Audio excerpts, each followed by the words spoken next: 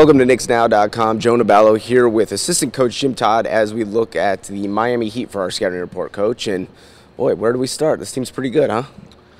They can put a lot of points on the board. They can come at you in many ways. You know, obviously, you got to try to stop LeBron. He's like a freight train coming at you.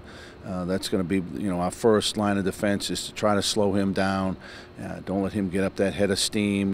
We got to try to keep them all out of the paint the best we can. And you can't sleep on Bosh. I was with Bosh in Toronto for 3 years, and although he's part of the big three, I still don't think he gets a recognition that maybe he deserves, and he can get it going and hurt you inside. Yeah, let's talk about Chris Bosh a little bit before we get to LeBron and Dwayne Wade. He is great off of pick and pops, and he really makes his money there with that jump shot. How do you sort of figure that out with him and Chalmers? They have a game there with the 1-5 pick and roll that I think most people don't look at, and they focus on LeBron and Dwayne Wade. We may have addressed this in an earlier one of our scouting reports, but every team struggles guarding the high pick and roll, and the 1-5 high pick and roll is the toughest thing to guard. It's no secret that we do switch a lot of things, and it's possible that we might have to do that. It's really more of a last resort. I know people think we just arbitrarily do it, but if the guard gets caught over the screen, then we switch, and if we have to switch, and you get a big on a small and vice versa, and if they take you down to the post, or if you get Andrea out on a point guard, which we saw a lot with Tony Parker the other night, and he did a great job on him. I think you probably see some of that. If there's a mismatch in the post, then we come in traps. If you get your point guard down on Bosh inside, then we just got to come and trap right away.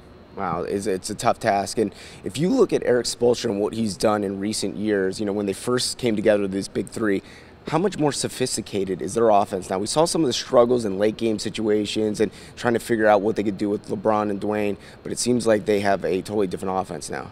Well, I'm not sure how many years he's been there now. I don't know how many years. Yeah, 4 or 5 years. You get 4 or 5. That, yeah. You get 500 or so, plus games under your belt. You're learning on the job, and that's exactly what he did. He's done a real nice job. You got to tip your hat to the kid. I think he's just more comfortable, and they're more comfortable with him, and he gives them a lot of freedom. But he also takes the reins in when he needs to. How about turnovers? You're a team that does not commit a lot of turnovers. That's got to bode well for a team that feasts off of those and wants to get out in the open floor. Yeah, it's been our thing since we've been here and before we got here when Woody and I were in Atlanta. And, I think every coach talks about that. Nobody wants to turn the ball over, whatever sport it is. So, we do make a big-time conscious effort, with it, and we try to keep it under 13 if we can.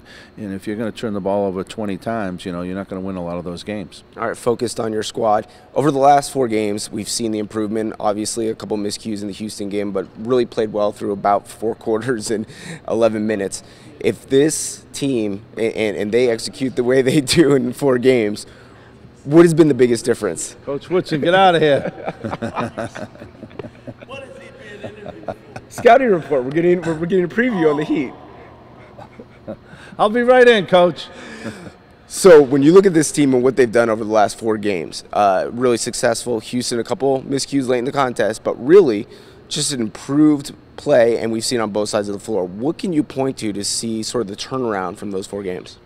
Going into that Texas trip, we were kind of talking about, taking it a half at a time, a quarter at a time, a possession at a time. Then it became 2 halves. Then it became, now it's 4 in 2 games. And I remember in the Dallas game, we were talking at halftime, okay, we've just put 5 pretty good halves together. So we're trying to, compact every game a little bit more and make more of an effort on that instead of looking at the big picture. And, of course, we want to be in the playoffs. Our ultimate goal is to win a championship. Right. But, we're 10 games or so under 500, and you got to take it, one step, one day, one game. To win 3 out of 4 games has been great, and we got to try to get the next game. Always a great litmus test when you face the world champs on your home floor. This will be the first matchup of the season against the Miami Heat.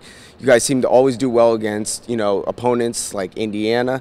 obviously San Antonio, and now the Miami Heat roll in. So how do you get this team prepared for the big stage and sort of look at this matchup and not get focused too much on the world champs? Yeah, I mean, I don't think that should be too much of an issue. I'm sure they're looking forward to it. I know it's a game that you probably way back when you're looking forward to, no matter what your record is. And we know that everybody coming into New York, they want to play well in the Garden. So hopefully we'll be equal to the task. We're looking forward to going at them. All right, exciting stuff. I'm going to let you get to the film room before Woody comes after me because I'm a little bit nervous right now. Don't worry about it. He'll be yelling at me for sure. Okay, we're all getting yelled at right here on the Scouting Report on KnicksNow.com.